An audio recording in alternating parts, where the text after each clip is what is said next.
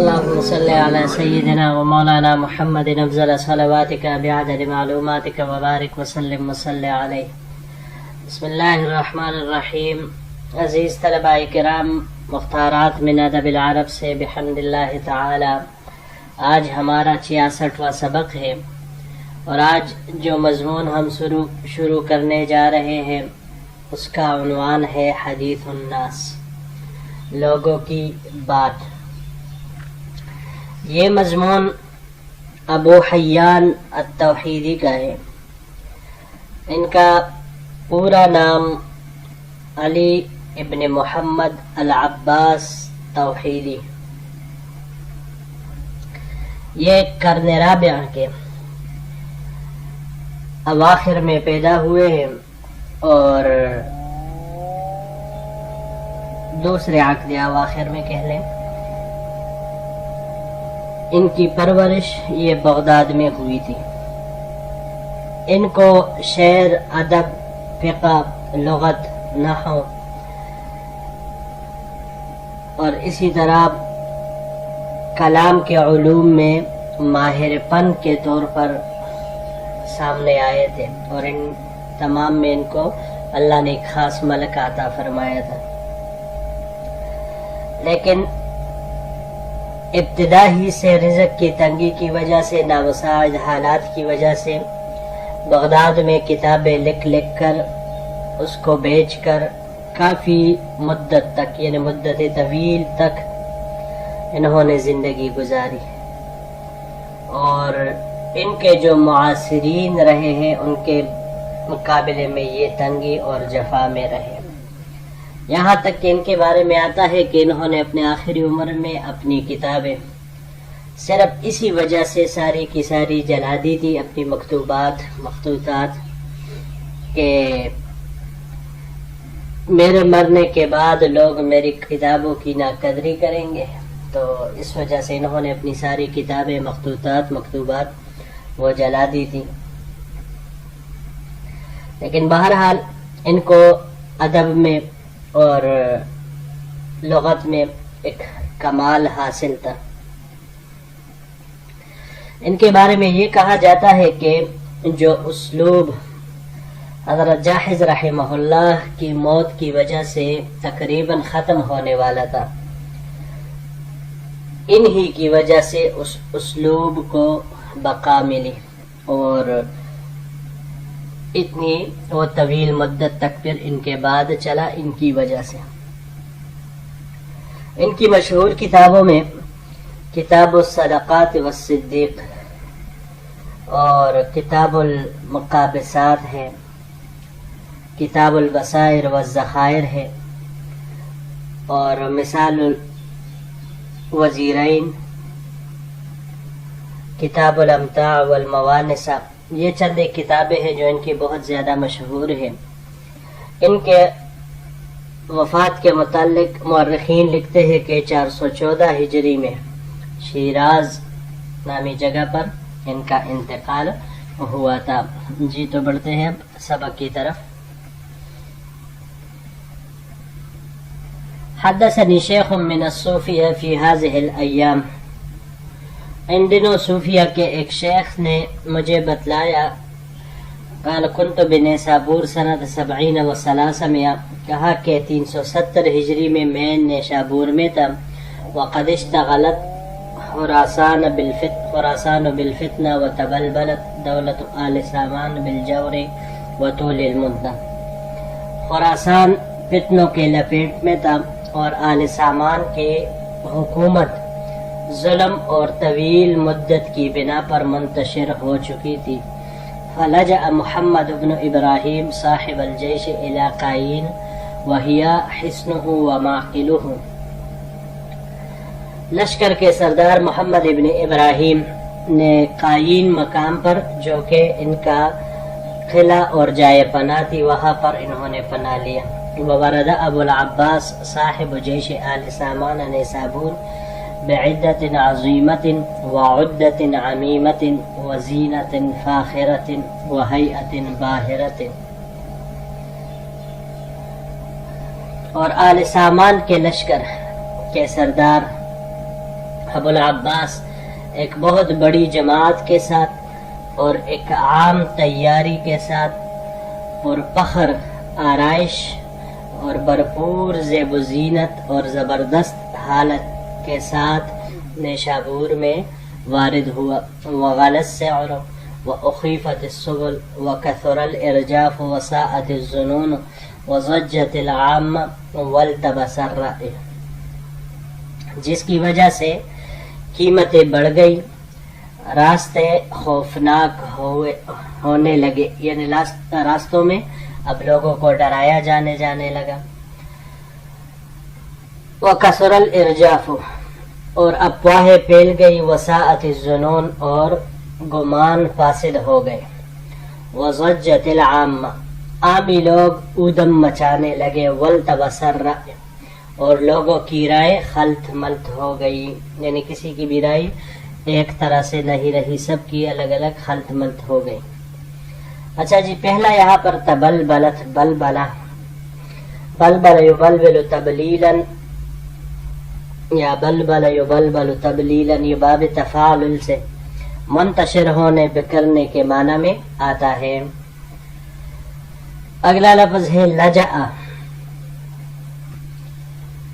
لجأ لجأن یا لجون، یہ باب فتح سے استعمال ہوا ہے. لجأن باب سمع سے لجاءن مصدر اس کا آتا ہے پناہ لینے کے معنی میں، اور یہی معنی باب افتعال سے اگر جب اس کو لے ہم التجاءن تو اسی معنی میں آتا ہے. باب تفعیل سے لینے کی صورت میں تلجئتن، یہ اس معنی میں آتا ہے کہ بعض ورثاء کے لیے کسی چیز کو خاص کر دیا جائے. اور جب باب افعال سے ہم اس کو لے الجا یلجی الجاءن تو یہ مزدر کرنے کے معنی میں آتا ہے. باہرتن بہارہ، یہ یہاں پر باب فتح سے استعمال ہوا ہے. بحرن مصدر اس کا آتا ہے غالب ہونے کے معنی میں، اور اگر اس کو ہم باب افعال سے لے لیں ابہر یبہر ابہارن تو پھر اس کا معنی ہوگا عجیب کام کرنا. اس کے علاوہ باب انفعال سے لینے کی صورت میں انبہارن، یہ سخت دوڑنے کی وجہ سے ہانپنا. انبہارن جب بندہ تیز دوڑے اور اس کے بعد جو سانس پھول جاتی ہے یا ہانپنے لگتا ہے اس کو کہا جاتا ہے. اگلا لفظ ہے الارجاف. ارجاف رجفہ، رجفن رجفانن یا رجیفن، باب نصر سے یہ تینوں مصادر اس کے استعمال ہوتے ہیں. تیز ہلانے کے معنی میں یہ آتا ہے. یہاں پر یہ باب افعال سے استعمال ہوا ہے ارجافن. ارجافن یہ کہا جاتا ہے لوگوں کو بڑکانے کے لیے غلط خبروں کو، بری خبروں کو پھیلانا، اس معنی میں استعمال ہوتا ہے. اگر اس کو ہم باب افتعال سے لے ارتجافن تو ارتجافن کہا جاتا ہے بہت زیادہ کانپنے کو، بہت زیادہ کانپنا. اس کے علاوہ یہ باب تفاعل سے ترجفن، یہ بھی اسی معنی میں باب افتعال والے معنی میں استعمال ہوتا ہے. زجت زجاجہ، زجاجہ یزجج زجن زجیجن زجاجن، شور مچانے کے معنی میں استعمال ہوتا ہے.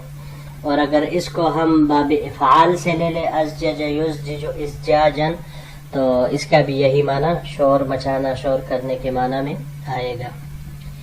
چیخنے کے معنی میں بھی آ سکتا ہے. اور باب تفعیل سے جب ہم اس کو لیں گے تزجیجن تو مائل ہونے کے معنی میں، جانے کے معنی میں یہ استعمال ہوگا. جی تو بڑھتے ہیں اپنے اگلے سلائیڈ کی طرف. قال وكنا جماعة غرباء نأوي إلى دويرة الصوفية لا نبرحها.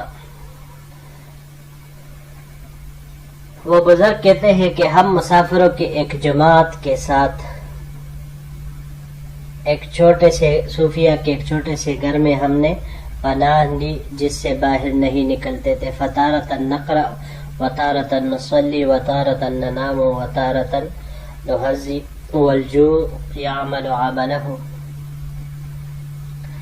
اس میں رہتے ہوئے ہم کبھی تلاوت کرتے تھے تو کبھی نماز پڑھ لیتے, کبھی سو لیتے اور کبھی گپ شپ لگا لیتے, اور بھوک بھی اپنا کام کر رہی تھی, یعنی بھوک بھی محسوس ہوتی تھی, لگتی رہتی تھی.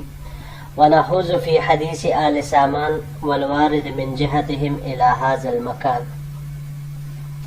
ہم آل سامان اور ان کی طرف سے خراسان بھیجے جانے والے کے بارے میں غور کرتے رہتے تھے.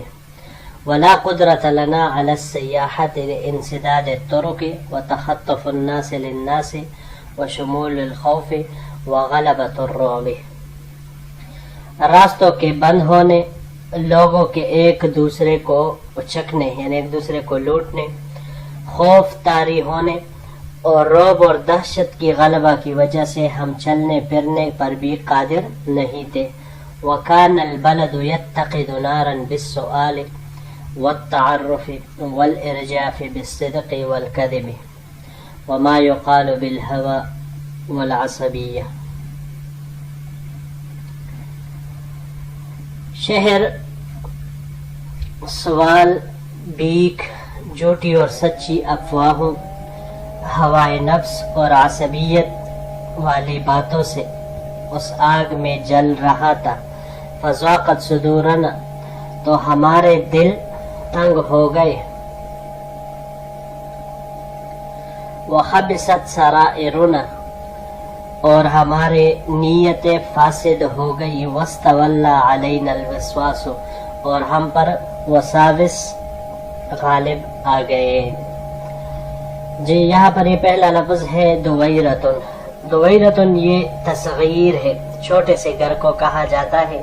اس کی جمع دورن یا اس کے علاوہ دیارن یہ بھی آ سکتا ہے, اور بعض حضرات کے نزدیک ادوارن بھی آ سکتی ہے. لا نبرحها, برحا, برحا برحن یہاں پر یہ باب سمعہ سے استعمال ہوا ہے. جدا ہونے کو کہا جاتا ہے, ظاہر ہونے کو کہا جاتا ہے. یہ بھی پچھلے سبق میں بھی استعمال ہوا تھا, ہم نے اس کو ذکر کیا تھا, لیکن بہرحال یہاں پر پھر ذکر کر دیتے ہیں. اگر باب تفعیل سے لے لیں ہم اس کو تبریحاً, سخت تکلیف دینے کے معنی میں استعمال ہوتا ہے. اور باب سمعہ سے برحن براحن دونوں طرح کے یہ آتے ہیں. یہ ہٹانے یا زائل ہونے کے معنی میں یہ آتا ہے. وتارتن نہزی, نہزی یہ حزیہ سے ہے, حزیہ باب ضربہ سے, حزین یا حزیانن بکواس کرنے کے معنی میں یہ آتا ہے. وتخطف الناس, تخطف خطوفہ سے ہے, خطوفہ یہ باب ضربہ سے خطفن یا خطفانن تیز چلنے کے معنی میں باب ضربہ اور سمعہ سے آتا ہے. لیکن اگر باب سمعہ سے اس کا مصدر خطفن آ جائے تو خطفن یہ اچک لینے کو کہتے ہیں. باب افعال سے اس کا مصدر اخطافن خطا کرنے کے معنی میں یہ آتا ہے.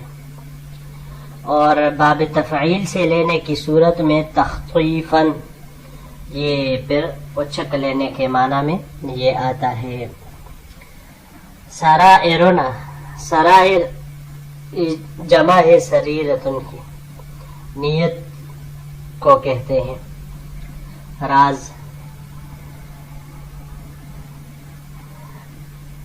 استولا اگلا لفظ اور آخری لفظ استولا, یہ باب استفعال سے ہے, استعمال ہوتا ہے استیلاء, مصدر اس کا آتا ہے استیلاء. استیلاء اس کا معنی ہوتا ہے انتہا کو پہنچنا, اور جو عام مشہور معنی کیا جاتا ہے وہ ہے غالب ہونے کے معنی میں، استیلاءً غالب ہونے کے معنی میں یہ آتا ہے۔ باب افعال سے اس کا مصدر آتا ہے ایلاءً۔ ایلاءً یہ والی مقرر کر دینے کے معنی میں آتا ہے، اور یہی معنی جب باب تفعیل سے ہم لے تولیتاً تو بھی اسی معنی میں یہ آتا ہے، لیکن اگر باب تفاعل سے ہم اس کو لے تولیاً تو پھر یہ ذمہ داری لینے کے معنی میں آتا ہے۔ اور اس کے علاوہ یہ باب حسبہ سے بھی استعمال ہو سکتا ہے، ولایتاً والی ہونے کے معنی میں، یہ بھی ایک آدھ سبق پہلے گزر چکا تھا۔ اور باب تفاعل سے لینے کی صورت میں توالیاً یہ پے در پہ آنے کے معنی میں آتا ہے۔ جی تو یہی تک ہمارا آج کا سبق تھا، انشاءاللہ العزیز اگر زندگی رہی تو پھر اگلے درس کے ساتھ آپ کی خدمت میں حاضر ہوں گے۔ السلام علیکم ورحمۃ اللہ وبرکاتہ۔